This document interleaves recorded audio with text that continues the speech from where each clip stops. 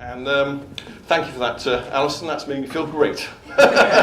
Hopefully it'll be fun. But Lydia was fantastic. And actually, you might believe that when you hear my presentation, you might actually believe that we talked beforehand, because there's an awful lot of overlap. So it actually looks like it works. Just a quick introduction. My name's Andrew Bowen. I am the founder, with my wife Claire, the founders of Cafe Success. We help coffee shop businesses all over the world start up, tune up, or scale up. As well as that, we are authors. We wrote a book last year called The Daily Grind. So yes, a book alert, beep beep. On top of that, we also run a coffee shop in Abingdon called Java & Co. And the main reason we're here today, really, is that we had a coffee shop in Oxford. You might know it. It was on New Inn Hall Street, which we sold a couple of months ago, just before Christmas in September. And when we were going through the selling process, we realised that our social media, and we've always been pretty good, or we thought we'd been pretty good at social media, our social media became an asset to the buyer. The buyer was desperate to have our social media stuff off us. He wanted to make sure that he could talk to our Facebook fans. He wanted to make sure he could communicate with the guys on Twitter. And also, we had a list of about 3,000 people on our list, so he wanted that as well. So he understood that it was really, really important.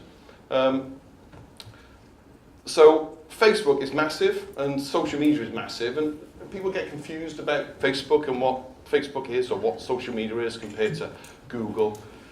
I'd sort of describe Google as being the place you go like Yellow Pages. You want to go to Google when you buy something, but when you go on Facebook, when you go on social media, it's the place you go to talk to people.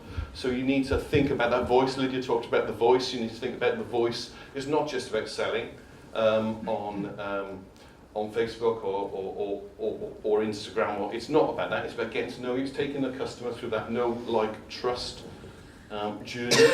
And 78% traffic now is all on social media. And most people now, over 63% is the latest stat, get their news off social media as well. So if you're not in it, you're not going to win it.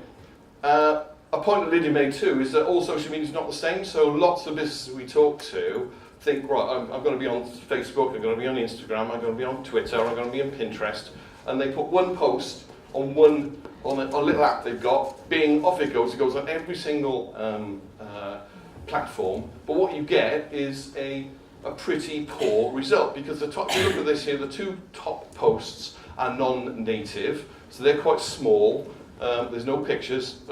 Actually, the big picture at the bottom autoplays, and the two on the bottom are actually what you call native posts. So if you're doing that and thinking you're getting a good effect, then actually you're wasting your time. You really need to understand the media who you're talking to. And Facebook, if I can mention the F word, so Facebook is the world's biggest social media, and it's changed. So in the last 3 or 4 years, it was your kids that were on it. And now it's us. Well, I say us, but you know, some of you are a bit younger than I am. But generally, it's 30 to 60. And now, so a lot of your customers are likely to be on Facebook now, where they weren't before, and that's where they sort of hang out. Oh, right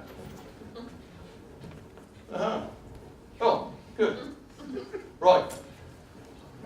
This is where most people switch off, because the first question I asked people about their Facebook page is, have you got a Facebook pixel on your website? And everyone in the room generally say, yes, I've got a Facebook pixel. What they think the Facebook pixel is that little F in the corner that you press to take you to your Facebook page from your website. The Facebook pixel is actually a piece of code you get from Facebook, you stick on your website. When anybody visits your website, you can then re-advertise to them on Facebook. So it's like a cookie. But the magic thing about it is that, so presumably the people that go to your website are likely to be interested in you. Otherwise they wouldn't have gone to your website. So you can then retarget them. But the great thing about Facebook is that they want you to advertise, so they allow you to create what's called a lookalike audience. So you can then retarget to lots of people locally who are like the people that go to your website. So it's a really, really simple and easy way of advertising on Facebook. The next point is about likes are not enough. So if you've got a Facebook, if you're on Facebook a long time as a business, you've got thousands of likes, you might think actually loads of people are seeing what you're putting out there, but they're not. You know, about 6%. So you've got 1,000 people liking you on Facebook, then only about 6% of those people will see your posts. Facebook do it on purpose to, you know, they want you to advertise. So, you know, the critical message here, the nugget here is that when people like you on social media, you need to ensure that you get their details off social media, so you are in control of your fans. Because you know, Facebook might change it tomorrow, the algorithms, and you'll have to pay a fortune to be in touch with them. This is a really good example of a business called the Granley Hotel in Bowness on Windermere. This is a business that just uses Facebook to fill their hotel. They've stopped using Booking.com, they've stopped using Expedia, they just use Facebook. They've got 108,000 likes. Every time they put an event on, they're full. They've got 100% occupancy. And they don't spend a penny on advertising, they just spend it on Facebook. And the clever thing they do as well is they won loads of awards since they've got all these thousands of fans. Every time there's a, you know, Oxford, like a business in Oxford competition that goes on, they say, please fans, can you vote for us? And they're winning loads and loads of competitions as well, loads and loads of awards. So it's sort of, it's a virtuous circle for them, really. And is there anybody in the room that wouldn't like to be able to talk to their competitors' customers? No, I thought not. So I think we'd all like to be able to talk to our competitors' customers. Now, Facebook allows you to do that because you can actually target on so many different things based on what page they like, where they go on holiday, what cars they drive, what they eat, what pages they like, what they do, their income, their age, their demographics, where they live. And because Facebook have got all that detail about you, that you're able to tap into that, and you can really have a really good targeted.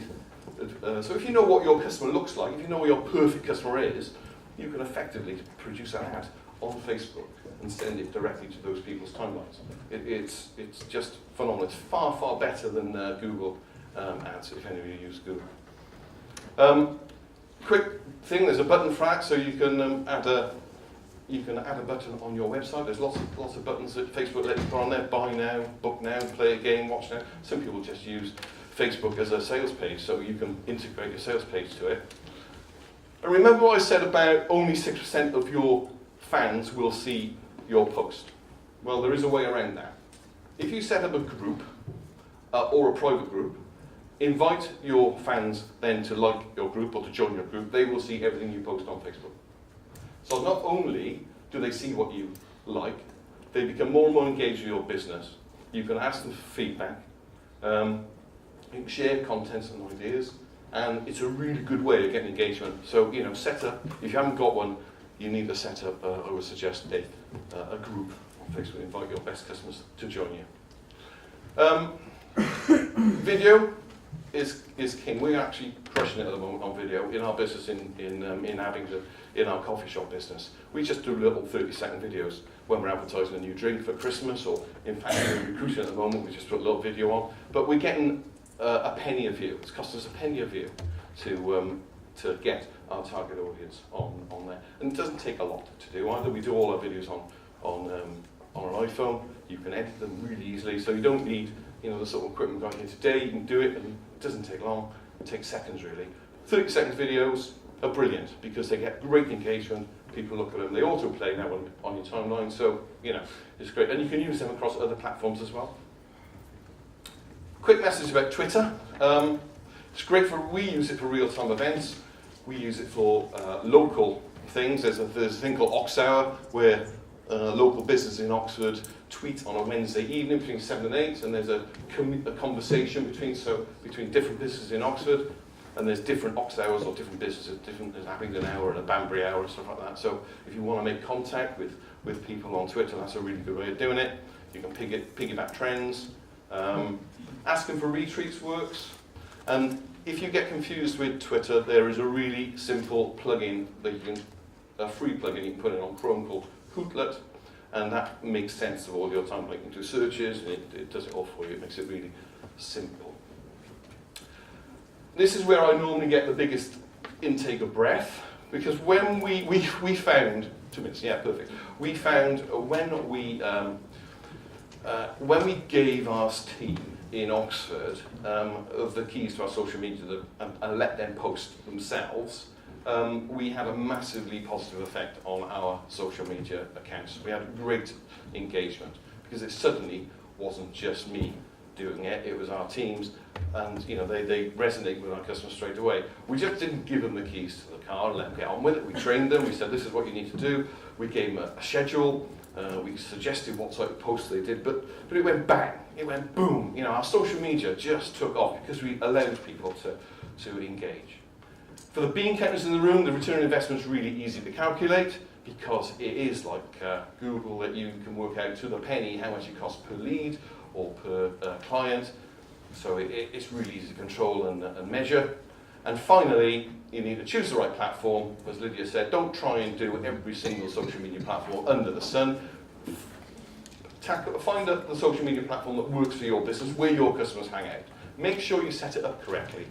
Make sure that every line on your address is identical, the postcode not on every single platform, otherwise Google doesn't recognize you're the same business. Have a plan, empower your team. Remember that native post is best and video is king. And that's it. Thank you very much.